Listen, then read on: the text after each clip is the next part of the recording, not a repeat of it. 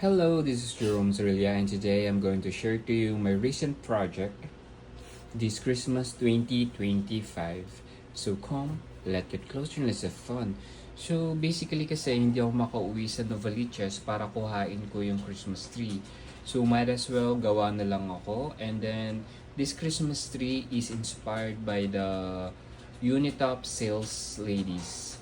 Umagawa kasi sila pero hindi ganito yung gawa nila. Ito is, let's say, ako lang, yung parang ganun. Pero ganyan din yung halos ginagawa nila. Chinus ko is color green kasi para siyang yung mint, 'di ba?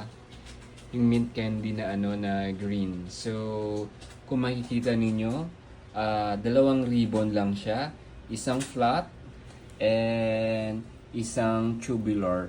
So basically, iniipit lang siya nito para makagawa ka ng parang ribbon. And then, ayun, ikot-ikot lang siya. Kasi kung wala tong ribbon na ganyan, napaka-bare ng ng sabihin natin ng Christmas tree na to. Kasi this Christmas tree is only 45 pesos. Kung iisipin, wala mga 200 lang yan. 200 lang lahat. And then, linagyan ko rin ng Christmas ball na color green.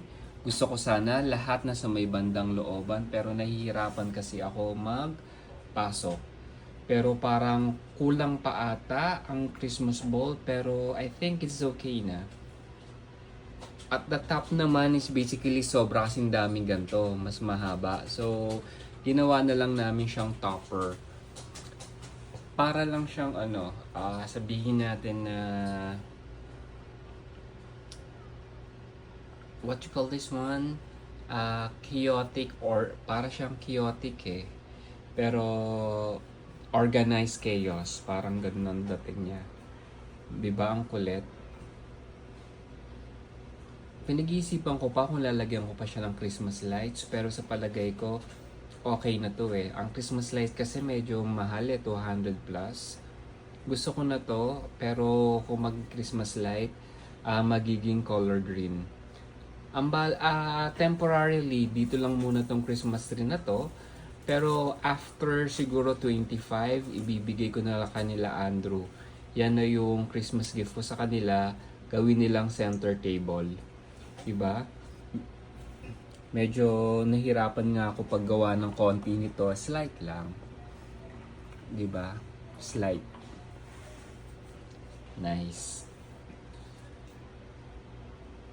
Kulang sa ilalim niya, meron pang yung sabit-sabit. Kulang ba sa Christmas balls? I think okay na yan for me.